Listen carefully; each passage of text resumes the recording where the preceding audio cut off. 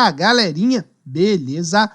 Eu sou Marcelo Bolinha e estou resolvendo a prova de Física do Vestibular 2024 para o segundo semestre da Universidade Estadual do Ceará. Eu vou fazer agora a seguinte questão da prova da segunda fase. Em uma instalação elétrica residencial, dois condutores, X e Y, feitos do mesmo material homogêneo e com áreas de seção transversal constante, estão conectados em paralelo. Os comprimentos dos condutores X e Y estão numa razão de 4:3, ao passo que os raios das seções transversais de X e Y estão numa razão de 2:3. Se o circuito, assim formado pelos condutores X e Y, for atravessado por uma corrente elétrica, a razão entre as correntes que atravessam os condutores X e Y, respectivamente, estarão numa razão D. Então, nessa questão, ele deu alguns dados que a gente tem que prestar atenção.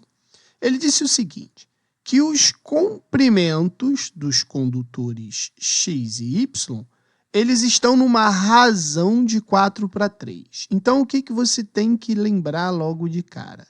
Que Lx sobre Ly, que é o comprimento dos condutores, estão numa razão de 4:3.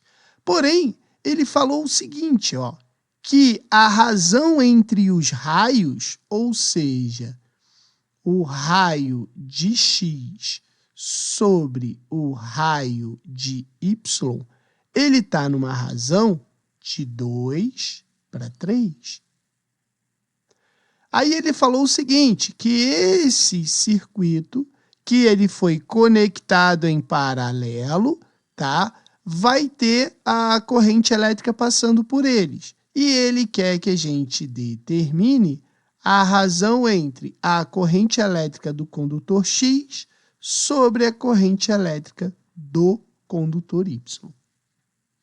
Então, como é uma associação em paralelo, a gente tem que lembrar que na associação em paralelo, a DDP, a voltagem, ela vai ser igual nos dois resistores, tanto no X quanto no Y.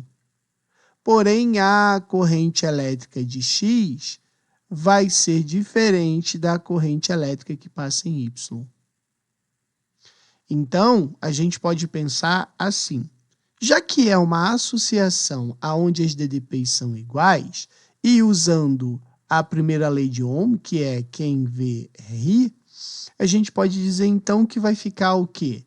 Que se o X é igual ao Y, Rx e X é igual a Ry e Y. Como ele quer a razão Ix sobre Y, eu posso dizer então que Ix sobre Iy é igual a Ry divididos por Rx. Mas Bola, ele não deu o valor da resistência desse resistor. Então, ele falou em comprimento e ele falou em raio desses condutores. Então, eu tenho que lembrar da segunda lei de Ohm, que é a lei da rola. Lembra da lei da rola? Onde resistência é igual a ρ. Quem são esses caras? Resistividade do material, comprimento do condutor, divididos pela área da seção transversal desse condutor. Porém, a gente tem que lembrar que essa área, se a gente for pensar no fio, né?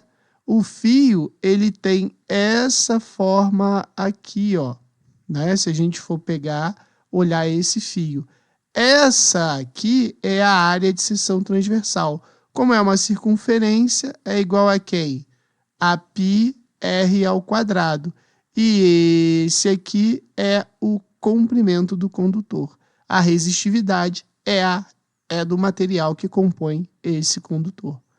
Então, aqui, a gente pode dizer, então, que essa fórmula vai ficar assim, ρ L sobre πr². Isso é muito importante a gente lembrar que é πr². Substituindo ali, vai ficar assim, ix sobre iy vai ficar ρ, lx sobre rx ao quadrado é igual a ρ, ly sobre ry ao quadrado.